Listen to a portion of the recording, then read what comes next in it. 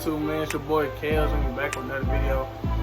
This time we're going to react to the Christopher Columbus story of what really happened. I don't know what exactly happened. I heard that he, discovered the land. I heard that he really didn't, I don't know what really happened. So let's get into it. But before that, make sure if you're new, you know what to do. Subscribe, like, comment, man. You already know. Stop playing with your boy Kales, man.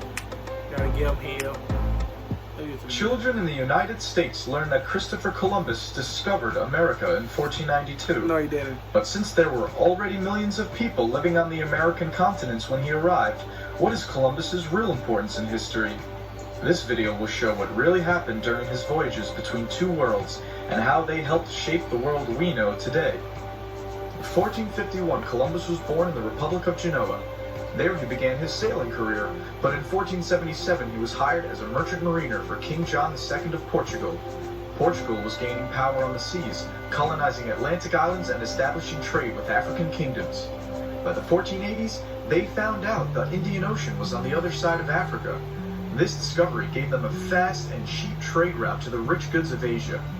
During Portugal's rise in power, a group of European scholars thought the Earth was smaller than what was previously believed. This meant one could reach Asia by sailing west.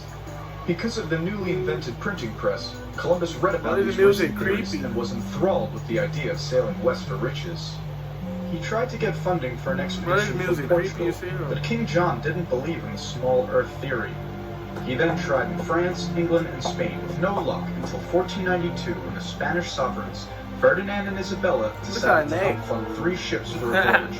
They saw Columbus as a means to compete against Portugal's success. The Nina, Pinta, and Santa Maria set sail on August 3, 1492. After a stop on Gran Canaria, the rest of the trip took 5 weeks. On October 12th, land was spotted.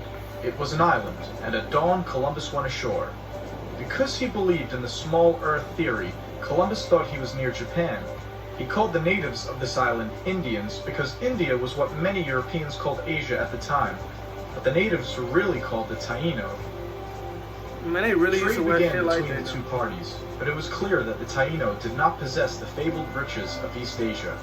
However, some of them wore gold as jewelry. By the way, this is my good little jacket, man. My good little jacket. He wandered around searching for a large amount of gold until the Santa Maria crashed into a reef on Hispaniola. Columbus left 39 men at the site to build a colony. He promised he would return for them and sailed back to Spain. When he arrived in Europe, Columbus was famous. He had sailed into the unknown and returned to tell the tale. He brought back many things to show the Spanish king and queen, including Tainos he had kidnapped. But he did not bring enough gold, so Ferdinand and Isabella equipped Columbus with 17 ships for his second voyage, and named him governor of all the lands he discovered. Columbus was an excellent sailor. He found his way back to Hispaniola using his own keen navigation skills, and kept the coordinates of his route a secret. When the fleet arrived at Hispaniola, they found out that the 39 men who were left there to build a colony had been killed by a local chief. They also found out the same chief had lots of gold on his land. Columbus led a crew into his territory and found a gold quarry. The chief was angered by the arrogance of these invaders, and soon fighting broke out. To intimidate the chief, Columbus captured 3 of his captains and beheaded them in public. This enraged the Tainos and disturbed many of the Spanish. To make things worse, there was soon no gold left to mine. Columbus sent letters back to Spain on a ship and exaggerated the amount of gold that was found. To produce more profit for the king and queen, Columbus suggested starting a slave trade. Without waiting for a response, he seized over 500 natives and sent them to Spain. Most of the remaining natives fought against this injustice, so Columbus unleashed terror on them. Once defeated, they were forced to pay tributes of gold to the Spanish. It was worse than slavery. People who didn't find enough were punished brutally. Forced to constantly look for gold, the Taino could not farm their lands anymore. Many escaped into the hills, only to be hunted down. During the first few years of the tribute system, 50,000 natives died. Columbus's brutal command made him enemies in the colony as well as in Europe. In 1496, he sailed for Spain to defend his actions to Ferdinand and Isabella. He left his brother Bartolomeo in charge of the colony until he returned. The king and queen listened to his defense and allowed him to return to Hispaniola in 1498. By now, the colony was a disaster. Bartolomeo was just as bad at governing as his brother was, if not worse. A rebellion had begun among the Spanish, and soon the king and queen sent a royal investigator to assess the situation.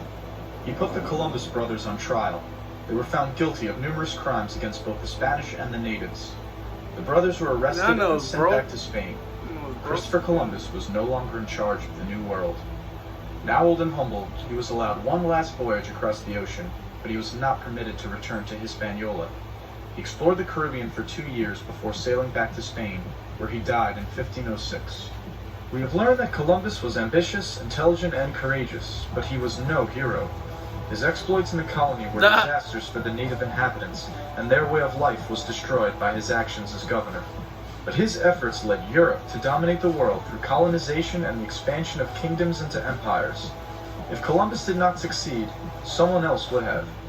But since his journey was the first to establish a link between the old world and the new, his name is remembered.